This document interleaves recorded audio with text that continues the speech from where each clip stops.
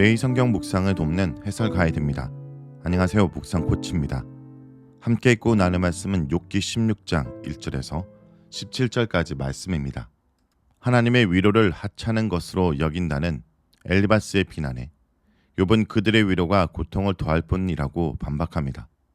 또 자신이 하나님을 공격하는 악인이라는 말에 오히려 하나님이 자신을 공격하고 있다고 주장합니다. 1절에서 6절을 보겠습니다. 1절에서 6절은 친구들에 대한 원망입니다. 16장에서 17장은 15장에서 엘리바스가 했던 말에 대한 욥의 답변입니다.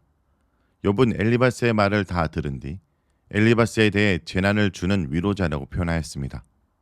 이 표현에는 친구들의 입장과 욥의 입장이 잘 나타나 있는데 친구들은 자신들이 욥의 상황을 이해하고 좀 더 나은 상황을 만들기 위해 유익한 충고를 하는 위로자들이라고 생각하지만 욥의 입장에서는 자신을 올바로 이해하지 못하고 자신의 감정도 제대로 공감하지도 못하면서 오히려 자신을 죄인이라고 몰아붙이는 그들이 또 다른 재난인 것입니다.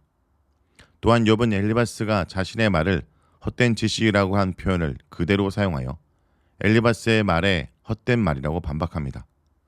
그러면서 자신도 얼마든지 반대의 상황이 되었을 때 친구들처럼 행동할 수 있겠지만 자신은 위로의 말을 통해 힘을 주고 고통을 풀어주려고 했던 것이라 말합니다.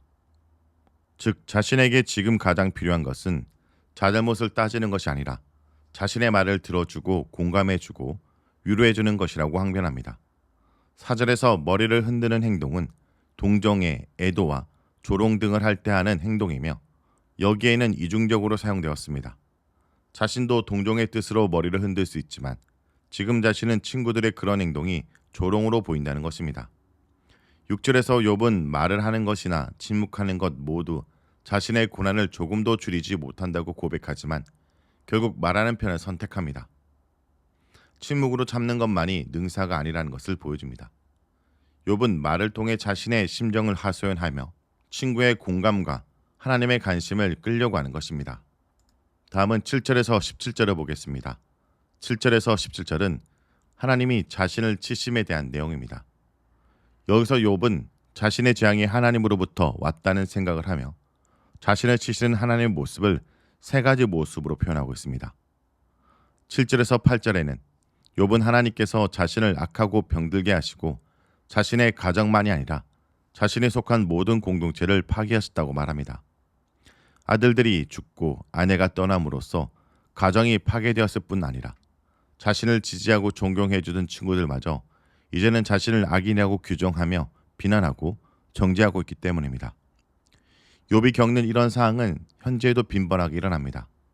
사람이 중병에 걸리거나 사업에 실패하면 가정뿐 아니라 친구와 동료도 모두 등을 돌리고 떠난 일이 허다합니다.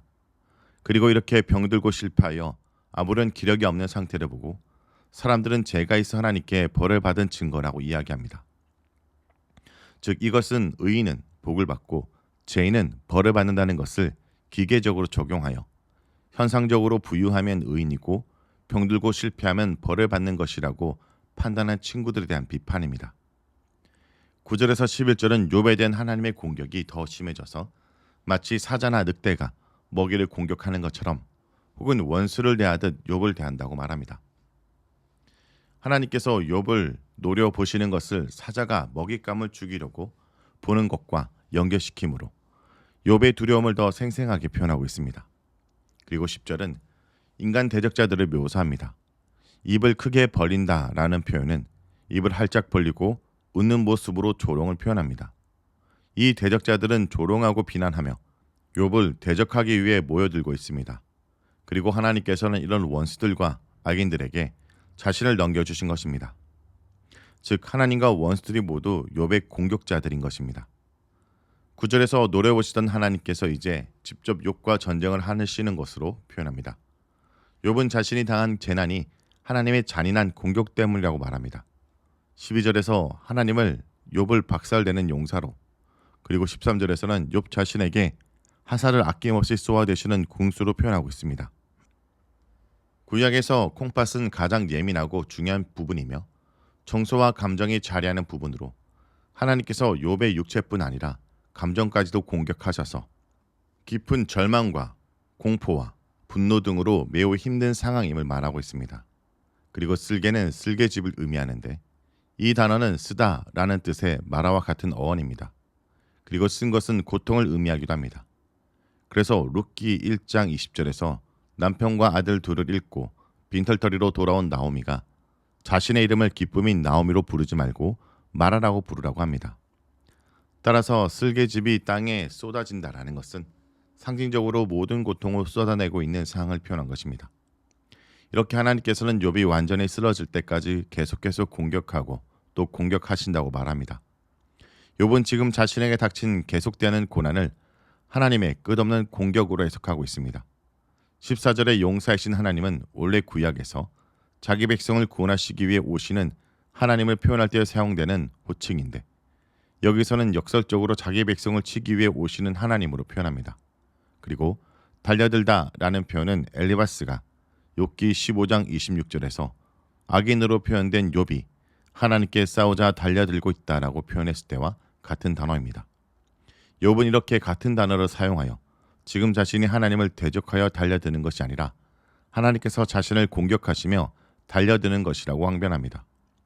15절에서 16절은 하나님의 공격을 받은 욥의 상태를 묘사하는 부분으로 베옷은 슬픔과 탄식의 상태를 말하고 있고 뿔이 땅에 처박혀 있다라는 것은 명예와 건세가 땅에 떨어졌다는 것을, 울음으로 얼굴이 붉다라는 것은 너무 많이 울었다라는 것을, 그리고 눈꺼풀에 죽음의 그늘이 있다라는 것은 눈을 못 뜰 정도로 탈진하고 기운이 없어 곧 죽을 것이라는 것을 표현합니다. 그러나 17절에서 하나님의 공격을 받아 자신은 완전히 망하고 몸은 병들고 명예는 땅에 떨어졌고 죽음이 눈앞에 왔지만 자신은 죄가 없다라고 다시 한번 강변합니다. 강포는 인간에게 짓는 죄이고 정결은 하나님께 나아갈 수 있는 상태로 자신은 하나님과 사람에게 죄를 짓지 않았다는 것입니다. 굴욕감과 무력감에 몸서리치던 욥은 깊은 슬픔과 눈물로 세월을 보내게 됩니다. 맨살의 베옷을 걸치고 통곡합니다. 얼마나 울었던지 얼굴은 붉어졌고 눈밑은 죽음의 그림자 모양 검어졌습니다. 하지만 욥은 여전히 자신이 무죄하다고 항변합니다. 자신이 폭행을 저지른 일이 없으며 자신의 기도는 언제나 진실하다고 주장했습니다. 아벨의 피가 하늘을 향해 호소하듯 자신의 억울한 심정은 땅에 묻히지 않고 하늘에 미칠 거라고 확신합니다. 욥은 주변의 비난을 잠재우기 위해 손쉬운 방법을 선택하지 않습니다. 마음의 소리로 외면한 채 쉽게 인정하고 타협하지 않습니다. 끝까지 자신의 양심 앞에 정직한 모습을 보입니다. 성도 여러분, 억울한 일이 있다면 쉽게 포기하지 말고 하나님을 믿고 진실에 근거하여 끝까지 호소해야 될 것입니다. 말씀을 놓고 기도하겠습니다. 주님, 정직한 마음을 갖고 진실한 마음으로 하나님의 뜻을 구하는 자가 되게 하여 주시옵소서. 고통스러운 일이 직면하게 될 때 제 스스로 답을 정해놓고 결정한 일이 없도록 주님 도와주시옵소서. 오히려 그럴 때일수록 주님께 정직히 돌아가 묻고 강구하는 자가 되게 하여 주시옵소서. 예수님의 이름으로 기도합니다. 아멘.